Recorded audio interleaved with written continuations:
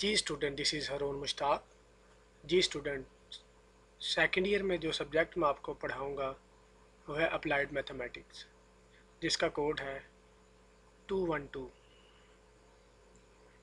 सबसे पहले हम बात करेंगे पेपर पैटर्न की।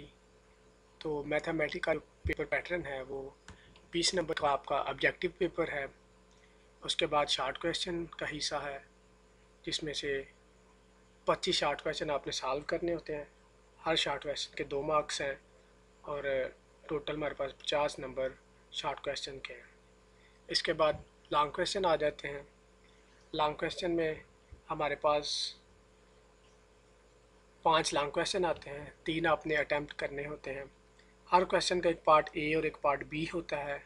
ए पार्ट के भी 5 मार्क्स होते हैं और बी पार्ट के भी 5 ही मार्क्स हैं, यानी कि एक क्वेश्चन के 10 मार्क्स हुए और आपके 3 क्वेश्चन हैं उनके मार्क्स 30 हुए। तो पासिंग नंबर की बात करते हैं। इसके जो पासिंग मार्क्स हैं वो हमारे पास टोटल 100 मार्क्स का पेपर होता है और उसमें जो पासिंग मार्क्स हैं वो 40 हैं, यानी कि 40 से जो कम मार्क्स होंगे वो बच्चे अप्लाइड मैथमेटिक्स में फेल कंसीडर किए जाएंगे। तो अब हम बात करेंगे इसके कोर्स कंटेंट की। आपने गुज़श्ता मैथ वन पढ़ा होगा। जिन बच्चों ने मैथ वन पढ़ा है उन्हें कैलकुलस और एनालिटिक ज्योमेट्री में किसी किस्म की कोई प्रॉब्लम नहीं होगी। तो अब हम बात करते हैं इसके चैप्टर के कोर्स कंटेंट की। तो इन अप्लाइड मैथमेटिक्स जो कोर्स कंटेंट है उनमें पहला चैप्टर है फंक्शन एंड लिमिट्स का। फंक्शन में बात करेंगे कि कौन क्वांटिटीज़ कौन सी होती हैं और वेरिएबल क्वांटिटीज़ कौन सी हैं। इसके बाद हम देखेंगे फंक्शंस क्या हैं, फंक्शन की क्लासिफिकेशन क्या है, कंसेप्ट ऑफ लिमिट क्या है, लिमिट ऑफ फंक्शन क्या है और कुछ फंडामेंटल थ्योरम है जो कि लिमिट्स के हैं। इसके अलावा कुछ इम्पोर्टेंट लिमिट्स हैं जिनको हम इस चैप्टर नंबर 1 में फंक्शन एंड लिमिट्स में हम डिस्कस करेंगे और उसके चैप्टर के अकॉर्डिंग कुछ एग्जांपल्स हैं, कुछ प्रॉब्लम है जिनको हम सॉल्व करेंगे। इसके बाद हमारे पास चैप्टर नंबर 2 आ जाता है। चैप्टर नंबर 2 हमारे पास है डिफरेंशिएशन। डिफरेंशिएशन चैप्टर में हम सबसे पहले बात करेंगे कि इंक्रीमेंट्स क्या हैं। उसके बाद हम देखेंगे डिफरेंशियल कोफिशिएंट और डेरिवेटिव्स क्या हैं। हम डिफरेंशिएशन करेंगे बाय AB इंचो मेथड और बाय फर्स्ट प्रिंसिपल मेथड। इसके बाद हम ज्योमेट्रिकल इंटरप्रिटेशन देखेंगे ऑफ ज्योमेट्रिकल कोफिशिएंट की। कुछ इंपॉर्टेंट रूल्स हैं जो हम डिफरेंशिएशन के सीखेंगे इस चैप्टर नंबर 2 में, और उन रूल के मुताबिक कुछ एग्जांपल्स हैं, कुछ प्रॉब्लम्स हैं जिनको हम सॉल्व करेंगे। इसके बाद हमारे पास चैप्टर नंबर आ जाता है 3। चैप्टर नंबर 3 भी डिफरेंशिएशन है, लेकिन ये डिफरेंशिएशन ऑफ अलजेब्रिक फंक्शन है। इसमें हमारे पास 2 तरह के फंक्शन होते हैं, एक होते हैं एक्सप्लिसिट फंक्शन होते हैं और दूसरे इम्प्लिसिट फंक्शन होते हैं।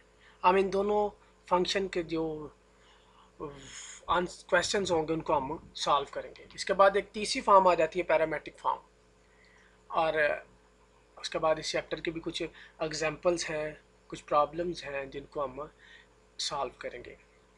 इसके बाद आ जाता है हमारे पास चैप्टर नंबर 4।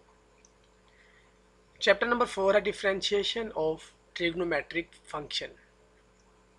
ट्रिग्नोमेट्रिक आइडेंटिटीज़ जैसे कि हमने पढ़ा है गुज़श्ता क्लास में, साइन, कॉस, टैन, इनके जो रेसिप्रोकल्स हैं, कोसेकेंट, सीकेंट और कॉस, हम इनको देखेंगे, इनको कैसे डिफरेंशिएट किया जाता है, इनको बी इंचो मेथड के तहत कैसे सॉल्व किया जाता है, इसको फर्स्ट प्रिंसिपल के साथ कैसे सॉल्व किया जाता है।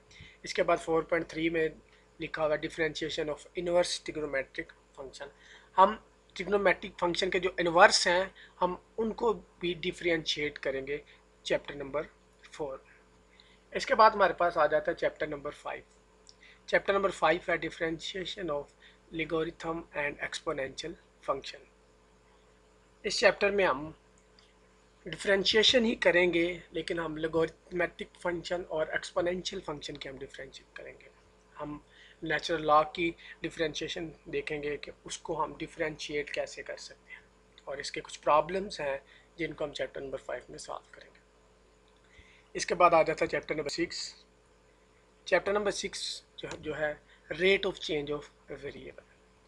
इसमें हम देखेंगे कि इंक्रीजिंग फंक्शन कौन से हैं और डिक्रीजिंग फंक्शन कौन से हैं। इसके बाद हम देखेंगे मैक्सिमा क्या है और मिनिमा वैल्यूज़ क्या हैं। इसके बाद हम क्राइटेरिया देखेंगे for maximum and minimum values का। उसके बाद मैथड देखेंगे फाइंडिंग मैक्सिमा एंड मिनिमा, और कुछ प्रॉब्लम्स हैं जिनको हम इस चैप्टर में डिस्कस करेंगे। अब हमारा डिफरेंशिएशन का पोर्शन तो ख़त्म हो जाता है। इसके बाद एक नया पोर्शन शुरू होता है जिसको हम कहते हैं इंटीग्रेशन। अब इंटीग्रेशन को हम एंटी डेरिवेटिव भी कहते हैं, यानी कि हमने जो ऊपर डिफरेंशिएशन की उसका जो बिल्कुल ऑपोजिट है या इन्वर्स प्रोसेस है या एंटी प्रोसेस है, उसको हम इंटीग्रेशन कहते हैं। यानी कि जो हमने सीखा है उसके बिल्कुल अब हमने उल्ट काम करना है। ठीक है, अगर ऊपर जो हम डिफरेंशिएशन देख के आए हैं अगर हम उसको अच्छी तरह सीख लें, अच्छी तरह समझ लें, तो इंटीग्रेशन हमारे लिए आसान हो जाती है। तो हमारा जो चैप्टर 7 है वह इंटीग्रेशन। सबसे पहले चैप्टर नंबर 7 में हम कॉन्सेप्ट देखेंगे कि इंटीग्रेशन का कॉन्सेप्ट क्या है, इसके फंडामेंटल फार्मूलाज क्या हैं और इसके कुछ इंपॉर्टेंट रूल्स हैं जिसको हम चैप्टर नंबर 7 में सीखेंगे। उसके बाद हमारे पास चैप्टर नंबर आ जाता है 8। चैप्टर नंबर 8 है हमारे पास मेथड ऑफ इंटीग्रेशन, यानी इंटीग्रेशन के मेथड्स क्या हैं।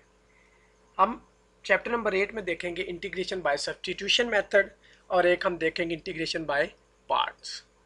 तो इसमें हम दो मेथड सीखेंगे, एक सब्स्टिट्यूशन मेथड है और एक इंटीग्रेशन बाय पार्ट मेथड है। इसके बाद हमारे पास आ जाता है चैप्टर नंबर 9। चैप्टर नंबर 9 हमारे पास है डेफिनेट इंटीग्रल। इसमें हम देखेंगे डेफिनेट इंटीग्रल्स की प्रॉपर्टीज़ क्या हैं, एप्लीकेशन टू एरिया क्या है और कुछ इसकी प्रॉब्लम्स हैं जिनको हम चैप्टर नंबर 9 में सॉल्व करेंगे, जो कि डेफिनेट इंटीग्रल्स की हैं। इसके बाद चैप्टर नंबर 10 यानी इंटीग्रेशन का पोर्शन अब क्लोज हो चुका है। अब हम चैप्टर नंबर 1 में बात करेंगे स्ट्रेट लाइन की। तो चैप्टर नंबर 10 हमारे पास है plane analytic geometry and straight line. इसमें हम देखेंगे कोऑर्डिनेट सिस्टम्स क्या हैं, डिस्टेंस फार्मूलाज क्या हैं, द रेशियो फार्मूलाज क्या हैं, inclination and slope of line क्या है, स्लोप के फार्मूलाज क्या है और कुछ प्रॉब्लम्स हैं जिनको हम चैप्टर नंबर 10 में सॉल्व करेंगे। इसके बाद हमारे पास आ जाता है चैप्टर नंबर 11। चैप्टर नंबर 11 है question of the straight line. तो स्ट्रेट लाइन के कुछ इंपॉर्टेंट फॉर्म हैं, कुछ जनरल फॉर्म हैं जिनको हम चैप्टर नंबर 11 में सॉल्व करेंगे। इसके बाद हम एंगल फार्मूला देखेंगे, कुछ प्रॉब्लम्स हैं जिनको हम चैप्टर नंबर 11 में सॉल्व करेंगे। इसके बाद हमारे पास चैप्टर लास्ट आ जाता है जो कि चैप्टर नंबर 12 है, जो है क्वेश्चन ऑफ द सर्कल है। क्वेश्चन ऑफ द सर्कल में हम देखेंगे कि standard form of question of circle क्या है, journal form of question of circle क्या है, central form of question of circle क्या है। इसके बाद हम देखेंगे radius and coordinate of centres क्या हैं और कुछ सर्कल की प्रॉब्लम्स हैं, कुछ एग्जांपल्स हैं जिनको हम चैप्टर नंबर 12 में डिस्कस करेंगे। तो हमारे पास चैप्टर नंबर 12 तक सिलेबस है जो कि हम मैथ 2 में पढ़ेंगे। इसके लिए जो रेफरेंस बुक्स हैं वो नीचे दी गई हैं, लेकिन जो मैं आपको रिकमेंड बुक करता हूँ वो हमारे पास ये लास्ट वाली बुक है 4 वाली, जो है कि प्रोफेसर सनाउल्लाह भट्टी साहब की एक बुक है calculus analytic geometry. Punjab text book board Lahore की ये बुक है जो कि बड़ी इजीली आपको मार्केट में से मिल जाएगी। तो ये हमारे पास कोर्स कंटेंट थे जो मैथमेटिक के थे, जिसका कोड है 212।